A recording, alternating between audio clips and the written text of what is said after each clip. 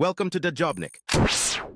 Okay, welcome back to American Agenda. We just heard from Secretary of State Antony Blinken in Tel Aviv talking about the Hamas in the war with Israel right now, and we want to bring in our guest to help break that down. Joining us now to discuss is former spokesperson for the Israeli consulate, Shahar Azani, and spokesperson for Israeli Prime Minister Benjamin Netanyahu, Tal Heinrich. We thank you both for coming on. Tal, I'm going to start with you. A lot to digest right there. Let's start with the ceasefire. Hamas proposed a 135-day ceasefire. Netanyahu has rejected it, saying that we believe victory maybe is just a few months away. So talk about that. Well, we just heard Secretary of State Antony Blinken referring to Hamas's terms as non-starters. And I'll say this, we want to see all hostages released immediately and unconditionally. We are pursuing every possible avenue diplomatically and also militarily to bring about their release. We want to reach another framework. But my prime minister articulated the red line, so to say, of any potential deal. And it cannot include the release of thousands of Palestinian prisoners who were involved in terrorism one way or another. Thousands will not be released, and it will not include the complete pullout of IDF forces from the Gaza Strip. He said it today. We will accomplish all three goals of our war in Gaza, a war that we didn't start and we didn't want. We will make sure that all hostages return home. We will make sure that Hamas is eliminated and that Gaza will never pose a terror threat to us again. Shahar, I want to get back to what Antony Blinken was saying there regarding Hamas's proposed truce. He said there are clearly non-starters there, but we also see space to pursue negotiations, and we believe we should pursue it. He also mentioned a potential path to a two-state solution with a Palestinian state living side by side with Israel. Your reaction to all of that? Well, I have to tell you that the mere mentioning of giving a prize to the Palestinians after the massacre of October 7th is at the very least puzzling, if not misguided. Right now, there is only one talking point that should be carried by everybody involved and anybody who might have any influence on what's happening. And that's the fact that we still have so many innocent young girls, women, children.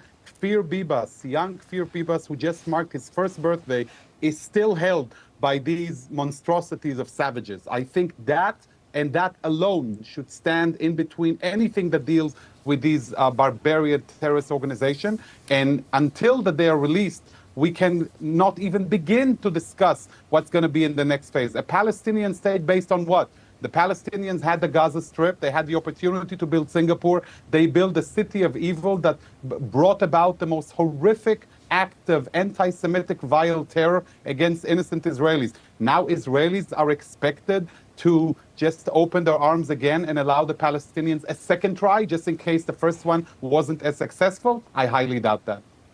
Blinken, Tal, talked about that two-state solution here.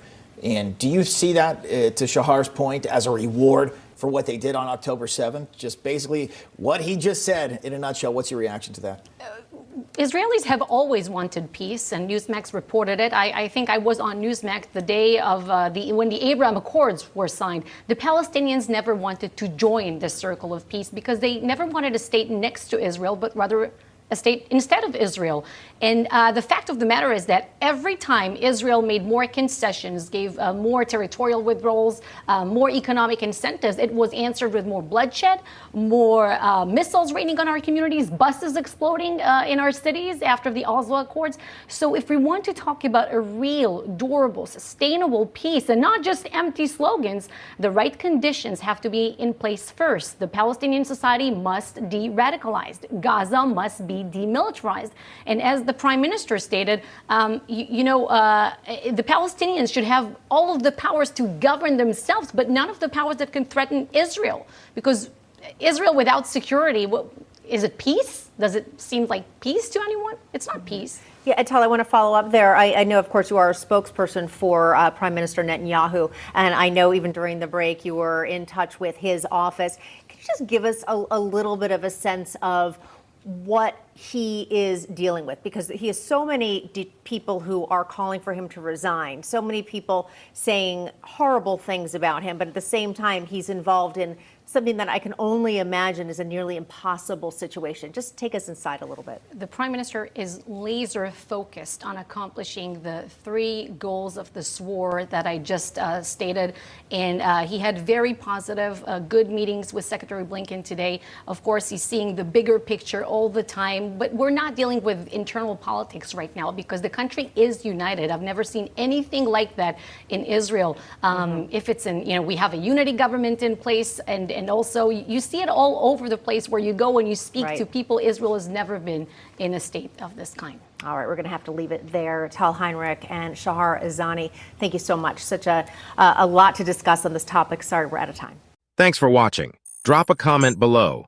Don't forget to like, share, and hit subscribe to stay updated with our latest content. Until next time, stay informed and inspired. This is Dejobnik signing off.